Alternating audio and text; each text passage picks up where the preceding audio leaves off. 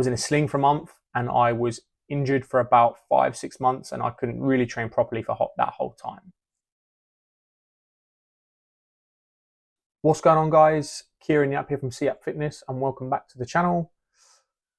If you're new here, hit the subscribe button, or if you haven't done so already, hit the subscribe button and the bell so that you can get notified when I post a video, so that you can stay updated on all things health, fitness, self-improvement and hair loss prevention related.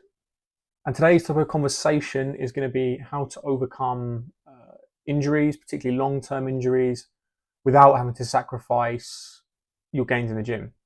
Because, you know, this can be quite a difficult period in your life if you go through an injury, particularly if it's a quite severe one. So something I've had to go through many times, particularly ligament damage. I have pretty much fucked up my ankles over the years, and shoulders aren't particularly great either. So I'm going to be discussing the things that I personally have done and also haven't done in the past when receiving an injury or when I've been injured. Things that I wish I had done to help speed up my recovery and improve my injuries. And believe me, I've had a few. So what I've done is I've broken this into 8 sections. So we'll start with number 1, which is going to be, first and foremost, accept and assess the injury.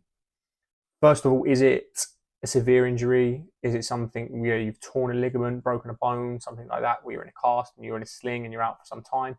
Or is it just a little niggle, you've been lifting heavy weights at the gym and you felt a little strain or something like that? Once you've assessed the injury, first of all, accept it for what it is. It's done now. You have to accept that and you have to adapt, make certain adaptations to overcome it. So firstly, how did you do it? Did you do it at the gym? Were you playing a sport? Is it severe? If it's severe, go to a clinic, go to a hospital, get someone, a specialist to look at it, so that you can gain a full understanding of what you've actually done and what steps you need to take to improve and recover. Like I say, if it is a severe injury, don't try and diagnose it yourself. Again, I've tried to do this in the past and it just doesn't work. Go and get it looked at, get yourself a proper plan put in place and work on focus on the road to recovery.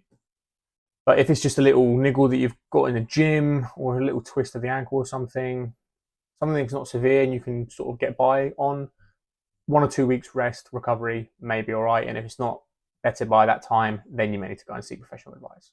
Secondly, what you want to do is adjust your mindset, because it will affect you mentally, not just physically, going through an injury, as you'll know if you've had one or experienced a bad one. You are limited to what you can do. You just have to accept that, and you have to build your mindset around that. It doesn't mean that you have to stop training or stop doing what you love, but you just have to make certain adaptations to overcome the injury. So the main focus is focus on what you can do and not what you can't do. Because ultimately what we're trying to do in this period is maintain as much muscle as we can. We're not trying to grow, depending on the injury, which links us to point number 3, and that is modifying your training. Okay, so I had quite a bad injury to my ACJ, which is the ligament that connects your collarbone to your shoulder blade. So it's just the ligament along here. And that was quite a bad injury. It was a level 2 tear out of 5, but I was very limited to what I could do. I was in a sling for a month and I was injured for about 5-6 months and I couldn't really train properly for that whole time. However, after 2 months, I was able to do certain movements. So for example, I couldn't do any push movements, any press.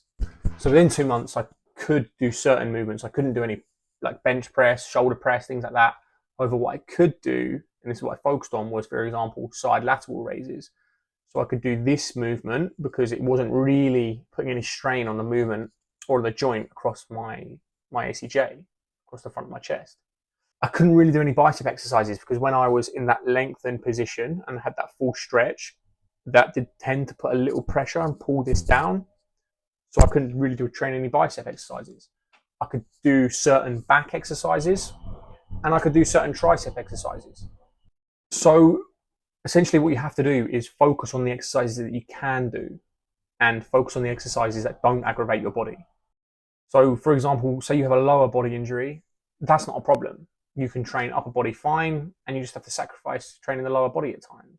depending on the injury. Again, it might be a hamstring injury, you might be able to train calves, you might be able to train your quads, and vice versa. However, shoulder was quite a bad one because it does limit you quite a lot to what you can do on your upper body. If it's chest or a bicep, find different exercises that work for you that aren't putting strain on that particular muscle during the injury. Another good technique is to use machine exercises, as they will isolate a certain muscle, so it's not putting strain on other joints and muscles throughout the body. And really focus on the form on light weights. If you can lift to a certain point, lift to that certain point. If you go any higher and you start to feel an aggravation in that injury, just stop. Do as many reps as you can on as little weight as you can. Because all we're trying to do here is maintain what we've got. Number 4 is the rehabilitation process. So follow the rehab plan, particularly if you've been diagnosed with a severe injury, you've seen a health or a medical expert. Stick to the plan. It can be boring, but just do it. It will help speed up the process. I never saw anyone about my ankle injuries. Well, I did for some, but some I didn't. I've done it a couple of times before. Once I've done it again, I knew what it was, so I just didn't bother. But in that process, I didn't do any rehab work, and that ultimately resulted in my ankles becoming weaker and weaker over time. This will include things like therapy, mobility work, specific stretches. So really, really make sure that you focus on them and you incorporate them, not just during the injury process or the recovery process, but you're also incorporating them into your routine once you've recovered to further strengthen any injuries that you've had and also prevent the risk of re-injury. And lastly on that is just don't rush it. Take your time with it, because if you rush, you're ultimately putting yourself at risk of re-injuring that ligament, joint, bone, whatever. Throughout the whole process, you want to focus on your nutrition, which is point number 5. As always, nutrition is so important, but it can also aid in the recovery process. So ensure you're getting enough protein, obviously, if it's a muscular injury, because protein obviously helps with muscular repair. And something you consider is supplementing or eating anti-inflammatory foods. So again, you want to discuss this maybe with your healthcare professional or medical professional, but you might want to supplement with things like omega-3s or vitamin C, for example, as these can also help and speed up the recovery process. Number 6 is stay active and actually do things that you enjoy. As discussed earlier, the mental side of things is just as hard as the physical side of things. So if you're lying around like feeling sorry for yourself because you're injured, you're just going to make yourself feel worse.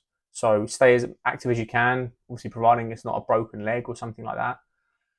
Go for walks, go on the bike, even if it is like a bad injury to the leg and you can't walk, you can get crutches, you can get a wheelchair, go for a little, get you some fresh air, sit outside, go for a coffee with some friends, do stuff that makes you happy and gets you out into the fresh air to keep your mental health in check.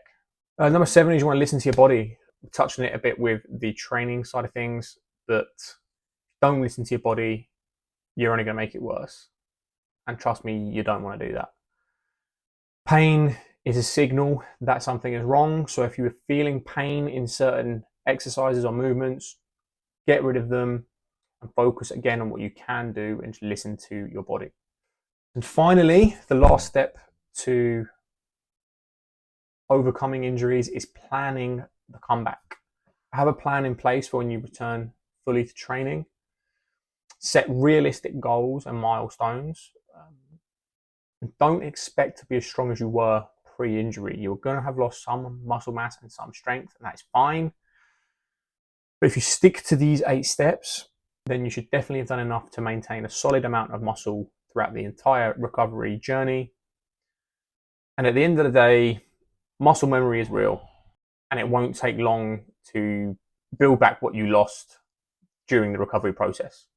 So be patient with it, celebrate the small victories, stick to the game plan, focus on what you can do, not what you can't do, and be as active as possible. And at the end of the day, injuries are part of life. It happens whether you play in a sport, whether you just go to the gym. You're going to get injured at some point. You're going to have setbacks. It might not necessarily even be an injury. It might be a setback at work. It might be a mental thing. Whatever it is, stick to the plan, focus on what you can do, and you will overcome the hard moments.